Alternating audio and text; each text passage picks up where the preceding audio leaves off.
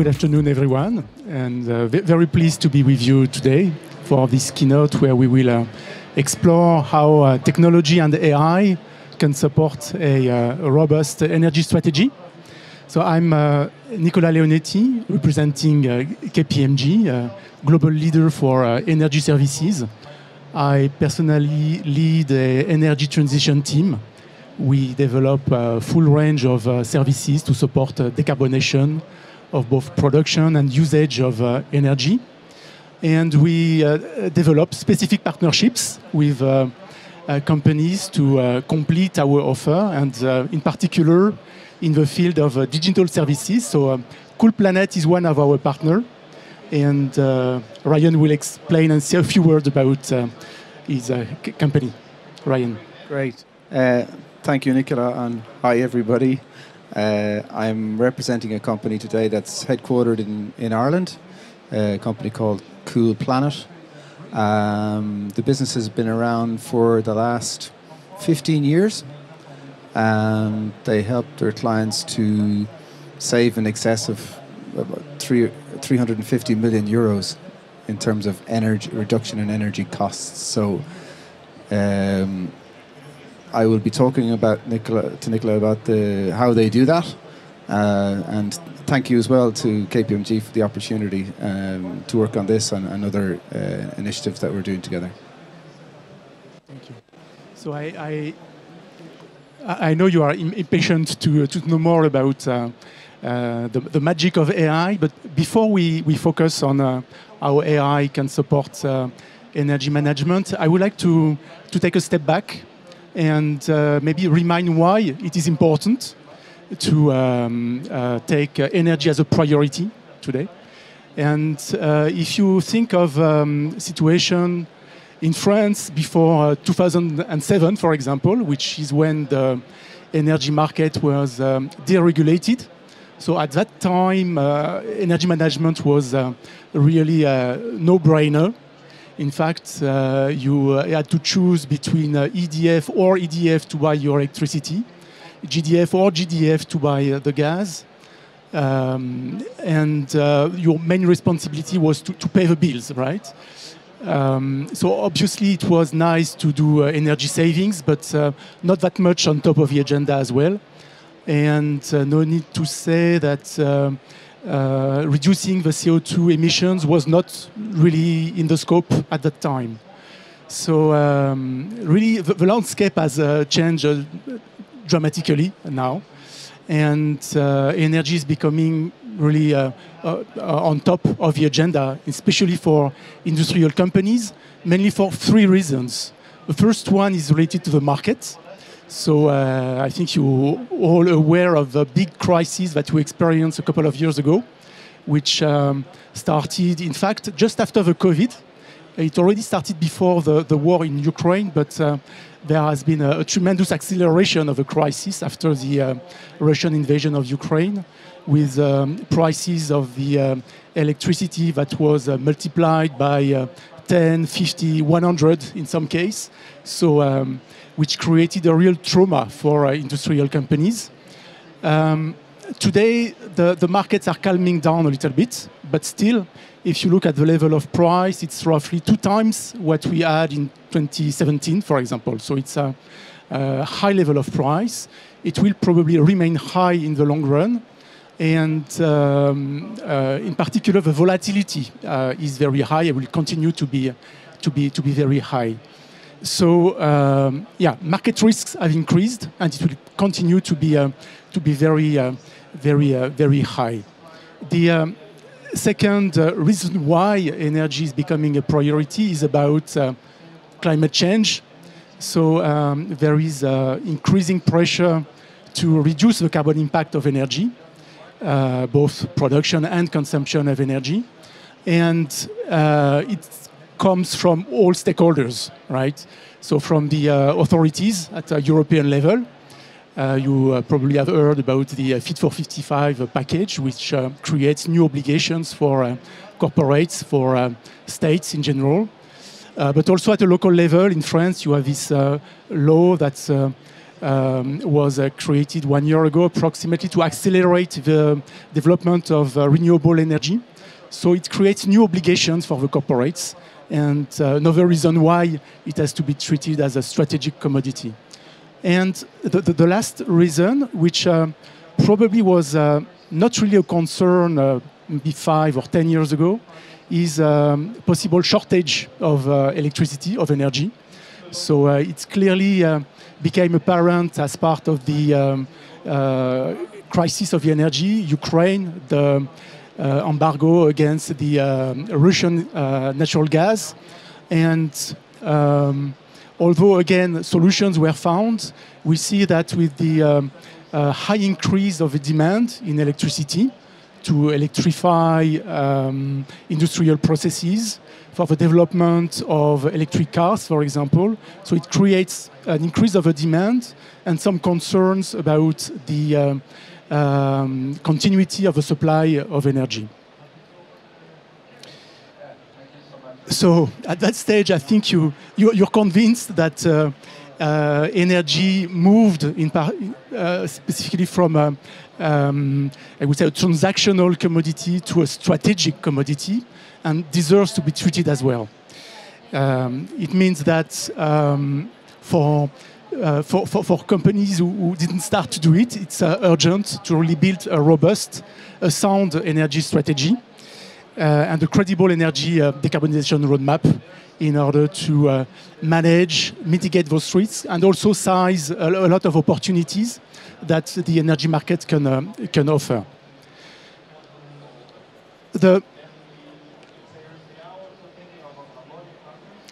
But the difficulty is how should I start?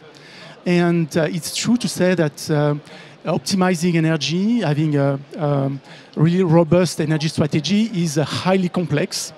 It's highly complex because you first need to deeply understand the needs of your company. You need to evaluate, to identify the assets that you have that can contribute to your energy strategy. So understanding the needs in terms of volumes at a very granular level, identifying assets like real estate, for example, surfaces that can be used to produce energy. Solar panels, for example, installation of solar panels. You may have biomass to use. You may have waste, heat to use in order to produce electricity. So there is a real investigations to be done to identify where will you start, what's your consumption profile, what are opportunities to produce.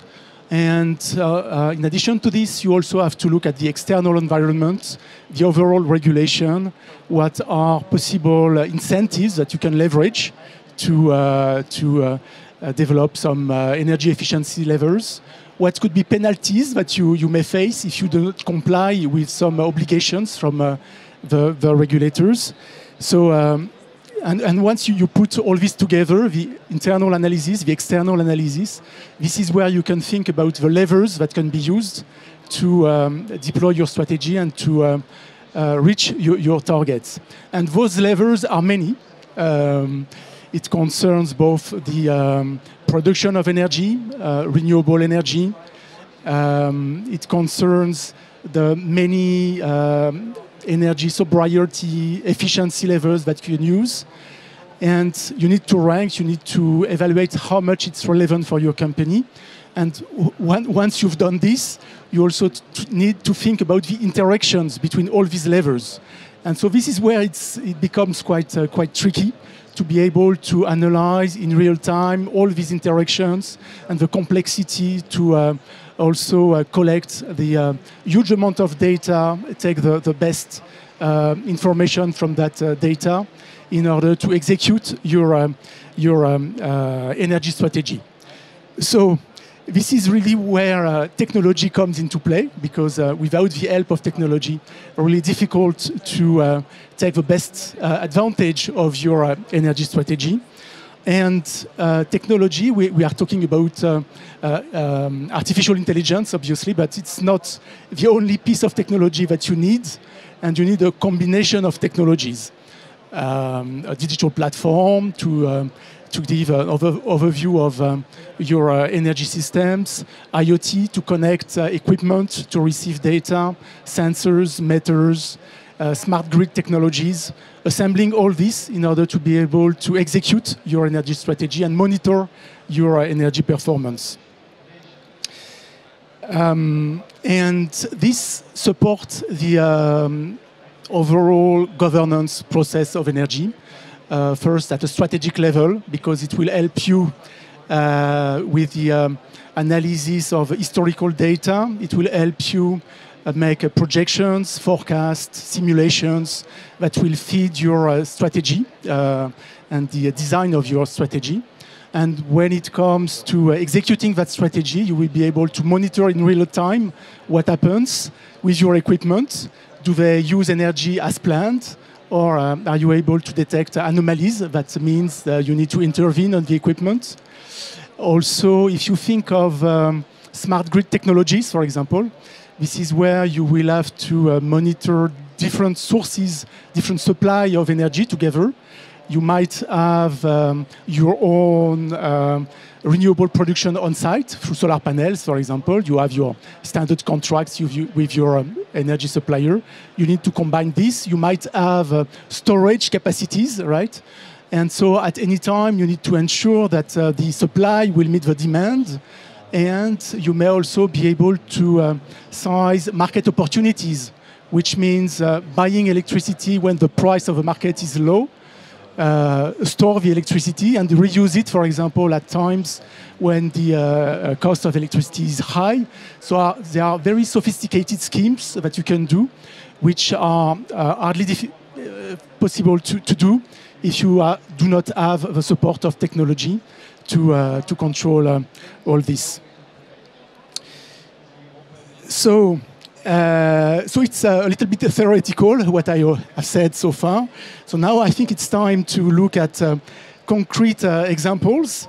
And I have a chance to have with me CoolPlanet and Ryan, who has very good examples and successful projects of applying the technologies to projects with clients. So Ryan, maybe first of all, can you precise a little bit what are the key functionalities of CoolPlanet platform? Sure. Absolutely. Actually, before I answer the questions, I'll tell you that we've just recently started a project here in France for one of the biggest food groups. I can't name the client, but I can tell you that the volume of processing that goes on in the factory is absolutely enormous. About 900,000 units get processed every week. So we kind of, every answer that I want to give you today are linked to what we did with that project. So to answer Nicolas' first question, the first item that they do really well, or CoolPlanet does really well, is the ingestion of data. So data is dispersed in all corners of every department in the organization, whether it be in finance or in engineering or in energy, and we need it all in order to have a real good overview of actually what's in the factory. You need to be able to ingest huge amounts of data, and AI is a tool that can be to facilitate that. So, for example, you can give the application hundreds of spreadsheets or PDF files or whatever else that the data is stored in, and it can suck in that data, structure it, and help you actually start making decisions with it. At the start of every project, when we ask the client to give us all of their utility bills, that sounds like an easy task. It's not. Because especially when you have companies that have, lots of factories dispersed around the place.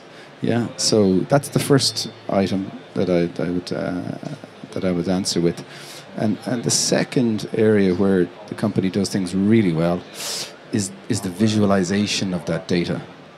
And what I mean by that is, it's possible to drill down to machines in the factory to understand what's actually going on and to identify patterns and to find solutions. In some cases, our customers don't even know that they have a problem.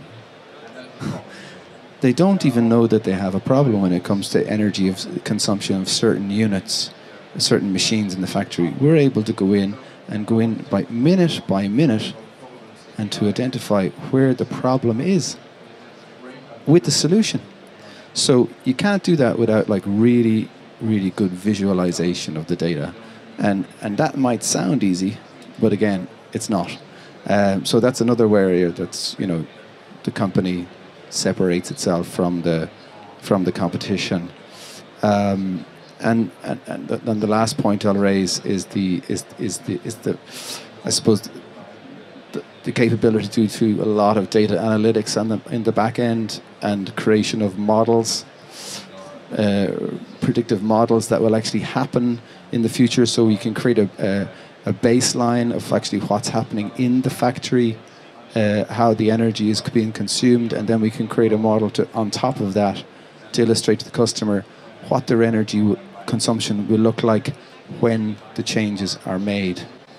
And this is all done in real time, and you can show everybody at the customer side what's going on, even at a senior management level, boardroom level, right down to the people in the factory. So there are three areas that the company separates itself. Yeah, so okay, so we understand, getting data, uploading that data on the platform. So it's really the starting point, right, for energy management project. So, and once you are there, what would you say are the biggest challenge that you have when it comes to rolling out complex decarbonization projects? Yeah. Oh, okay. Well, the first challenge with the customer is to get the customer to start moving. And to get the project started.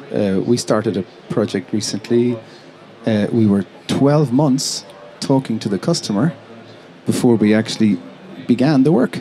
12 months. So that's a real challenge. Obviously, businesses have lots of priorities, customers to deal with, and everything else. But to actually start these complex decarbonization projects, one of the biggest challenges is, well, let's get moving and to create a level of urgency. So in that instance, we were 12 months waiting to start the project. But then when we started, we could actually, we implemented the changes in the factory in 3 months. Yeah? So KoolPlanet is very good at actually making things happening fast. But one of the challenges with the customer is to get things moving. The other challenge that we have is what we call alignment within the customer, and this is why KPMG is such an important partner for KoolPlanet. So when I say alignment, I mean change management and to get people to, you know, agree that they're going in the right direction and everyone to follow in that direction. I'll give you an example. We are still having challenges with some customers that don't want to put their data in a SaaS application. They want to keep everything on premise. And that's a challenge. And that comes down to change.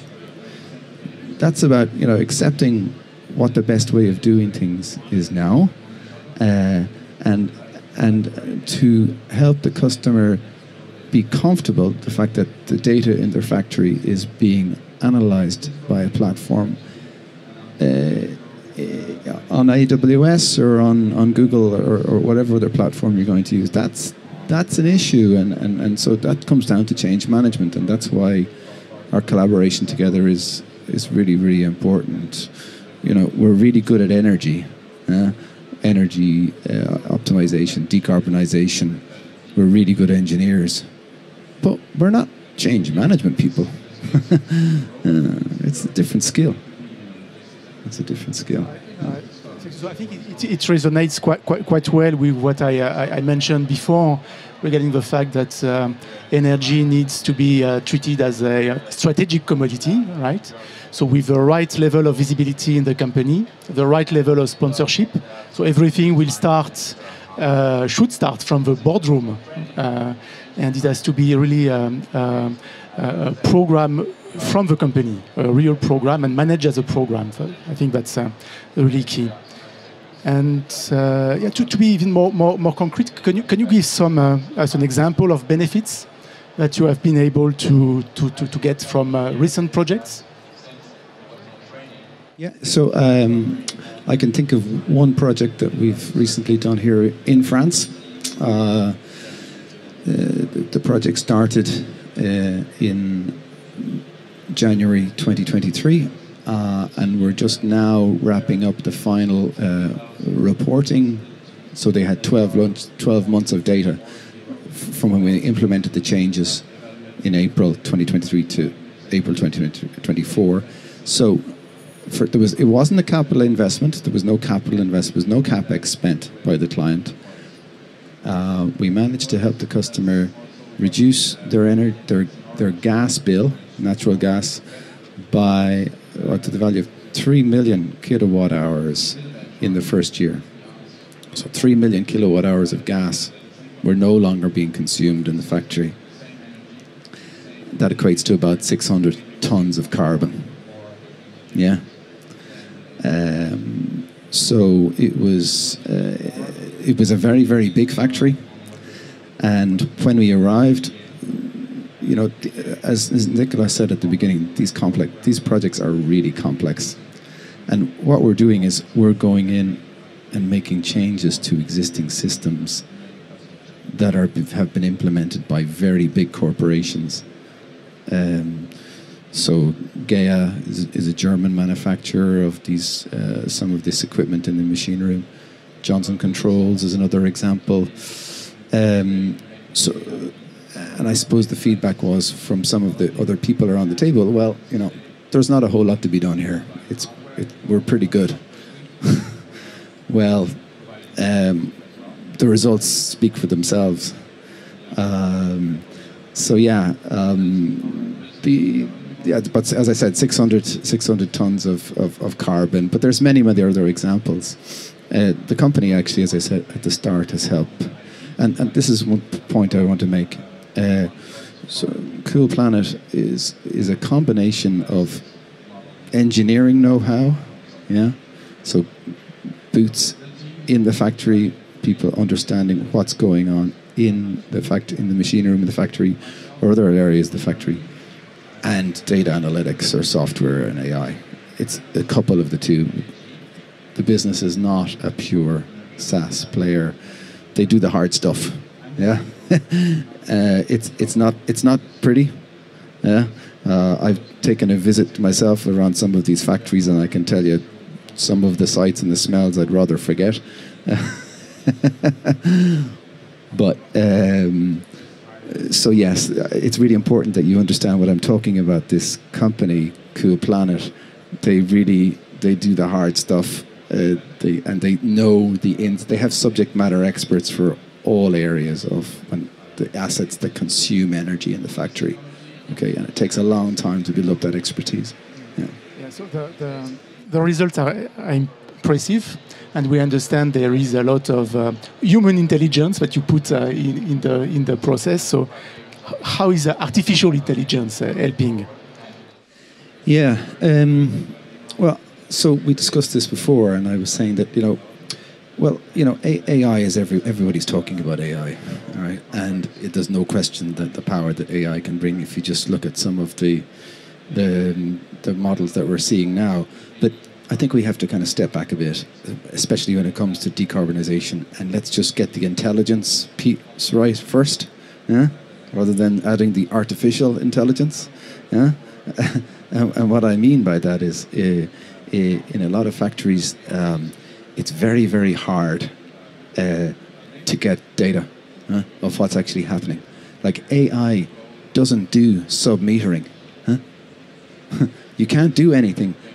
You can't layer an AI on top of an application or a factory if the factory isn't being properly metered. Yeah? I mean, you all are familiar with the term Industry 4.0, and it's a term that's regularly used. Well, the fact of the matter is that we see more unicorns in the market than we do see factories that are real Industry 4.0. This is truth. So, to answer your question, AI definitely has a role. Yeah? As I mentioned, the ingestion of the data at the beginning, and we analyze our customers' data with AI models. There's no question about that. But you have to be able to walk before you can run. Huh? And what I mean by that is that we're not at the place now in many industries where all of the data is available and it's in one central place. That's really key. A lot of it's dispersed. Yeah. Okay. So I think we are running a little bit out of time. What would be 3 key messages you would like to leave with the audience? Okay. Okay. Well, I suppose the first thing is that this whole decarbonization topic is really complex. It really is. There's a lot to it. And companies cannot be successful without having a kind of an ecosystem approach or a partnership approach. Yeah. CoolPlanet cannot do everything on its own. Clearly, our customers can't do everything on their own. So, and when we, as I said, as you mentioned earlier, we're not change management experts. So we need KPMG to help us on that side. So the first thing is you have to have an open mind and works very much on a partnership basis. Yeah, even with startups as well. They have an impact. Only a couple of weeks ago, we met a startup from the UK that has an excellent tool to help gather utility data from a factory. It's a company you don't read about in the newspapers. Well, not yet, anyway. But it's a good example. Partnerships are key. The second item that I'd say is start now. Yeah. What are you waiting for? I mentioned earlier that it took us 12 months to get to where we wanted to be with the customer. Yeah, it create a level of urgency and come and if you have customers, you're more than willing. You're more than welcome to come and listen to some of our customers. I mean, CoolPlanet can talk all day long, but sometimes decision makers are much more inclined to listen to their peers, people who are in the business, the same business as they are. So you're more than welcome to, if you want to come and listen to some of our customers and what they have to say. Thank you. So yeah, there would certainly be much more to say and to exchange. And as Ryan said, we'd be very happy to continue the discussion with you if you are interested and you have a specific project in that field. So now I think we still have a few minutes for a couple of questions.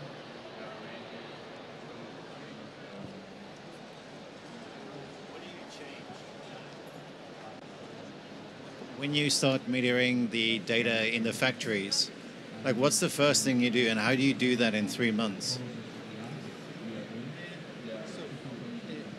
The example that I gave, well, a lot of the data was there already. Okay, they had a platform where a lot of the data was being collected. Yeah. So it was the issue that we had in that case was that we didn't have a live connection into the factory. We were just pulling data from spreadsheets.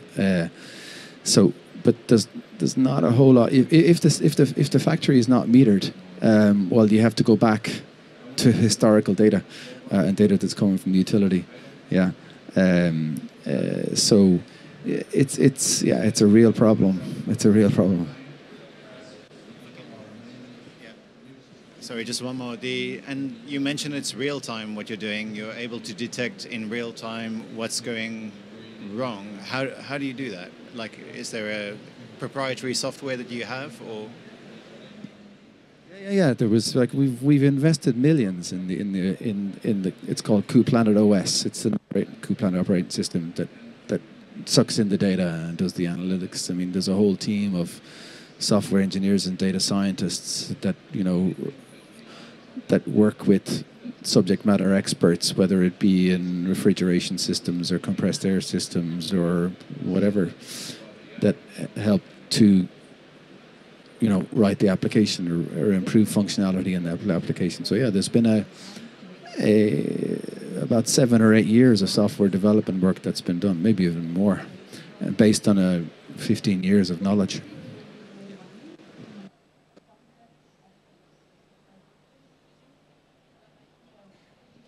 Okay, so I thank you very much for your attention, and see you next year in Vivatech.